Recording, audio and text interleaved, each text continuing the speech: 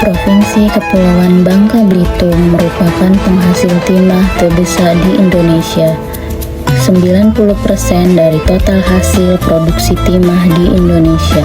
Telah dari ratusan tahun, timah jadi siko penunjang gawe manusia. Pada zaman kerajaan, timah dipakai untuk bahan pembuat mate uang, prasasti, ke perhiasan. Museum Timah Indonesia ada di Jalan Ahmad Yani. Pernah pulih dijadikan tempat perundingan Prarum Royen antara wakil pemerintah Republik Indonesia, utusan Komisi 3 negara, ke pemerintah Hindia Belanda.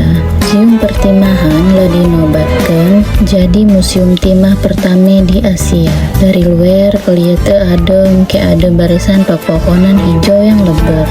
Arsitektur bangunannya bergaya klasik khas zaman Belanda. Tak ada heran lah berdiri kokoh museum khusus timah untuk mengedukasi pengunjung dan masyarakat setempat. Dengan ada museum timah di kota beribu senyum ini, telah jadi titik balik yang menguak jejak pertambangan timah. Pertambangan timah hingga kini ngasih kontribusi cukup tinggi ke pertumbuhan ekonomi di Bangka Belitung.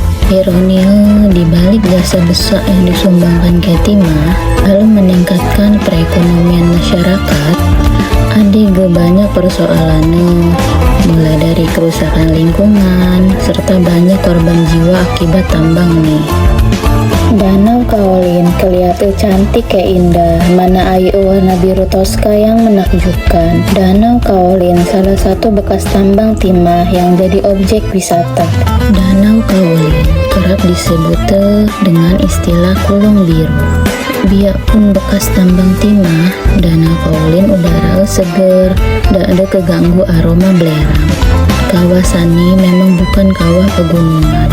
Pemandangan kontrase muncul dari kejernihan air biru toska, kayak gundukan tanah berpasir putih yang jadi bukit-bukit kecil mengelilingi area Danau Kaolin. Sudah tuh, warna air pacak berubah-ubah sesuai ke suhu udara dan pancaran sinar matahari.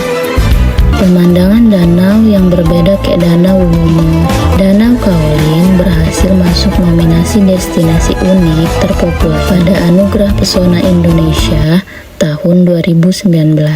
Didominasi ke keturunan Tionghoa, daerah Provinsi Kepulauan Bangka Belitung ada kompleks pemakaman etnis Tionghoa terbesar se-Asia Tenggara.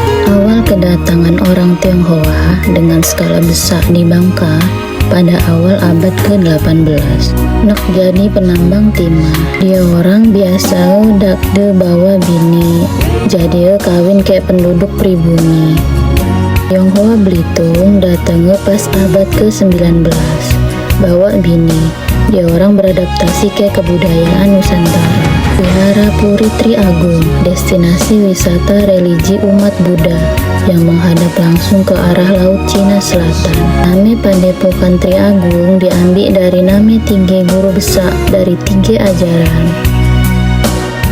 Toleransi kerukunan hidup antar umat beragama di Kepulauan Bangka Belitung agak terjaga baik sampai kini. Biarpun didominasi ke umat Islam, dua kepulauan ini dihuni ke umat agama lainnya macam Kristen. Sudah tuh, Bangka Belitung nyimpan keindahan alam yang mempesona. Bangka Belitung sebuah provinsi yang tergabung dari 2 pulau besar, yaitu Pulau Bangka dan Pulau Belitung. Terkenal keindahan pantai kayak pulau-pulau kecil yang menawan. Narike, pulau ini menjadi lokasi syuting film Laskar Pelangi. Biasa dibilang ke orang jadi negeri Laskar Pelangi. Siapa yang tak tahu negeri Laskar Pelangi? Pandangan kita pastilah ngarah ke kawasan Kepulauan Bangka Belitung. Pantai-pantai di Bangka Belitung terkenal kayak pemandangan batu granit yang besar ke estetik, ditambah hamparan laut lepas berwarna biru kehijauan yang nyatu dengan indah. Datang ke berbagai destinasi di Kepulauan Bangka Belitung dak ke buat ika jenuh, karena lagi banyak pesona Bangka Belitung yang wajib ika datangi. Salah satu pantai Batu Ketah, pantai yang banyak batu granite. Pantai daklah sampai panjang kayak landai cemhala pantai lainnya. Di pantai Batu Keta, banyak batu granit berukuran besar yang memenuhi pantai, pacak buat estetik, sehingga ada keunikan di pantai yang berada di sebelah timur kota Sungai Liat nih. Mari kita beranjak lu ke lahan bekas tambang yang sudah terbengkalai dan dakdo dilakukan reklamasi. Salah satu pacak ketemu di Desa Perlang. Desa Perlang merupakan desa wisata di mana pariwisata menjadi salah satu sektor yang dikembangkan ke masyarakat.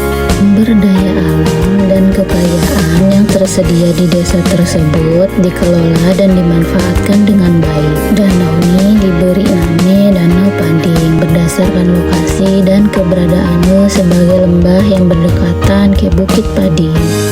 Danau ini tidak hanya menawarkan keindahan air berwarna hijau toska, namun juga dilengkapi dengan pemandangan hamparan bukit yang hijau dan sangat memanjakan mata.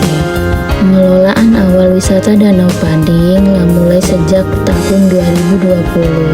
Bahkan Menteri Pariwisata dan Ekonomi Kreatif Bapak Sandiaga Uno datang dan mengapresiasi masyarakat Desa Perlang dalam memanfaatkan bekas galian tambang timah jadi desa wisata. Ia menjelaskan desa wisata Perlang merupakan siko dari 50 desa wisata terpilih dalam ajang Anugerah Desa Wisata Indonesia tahun 2022. Selamat ulang tahun ke-23 Provinsi Kepulauan Bangka Belitung. Semoga Provinsi Kepulauan Bangka Belitung semakin maju, keren, dan modern dengan kekayaan alam dan budaya serta masyarakat.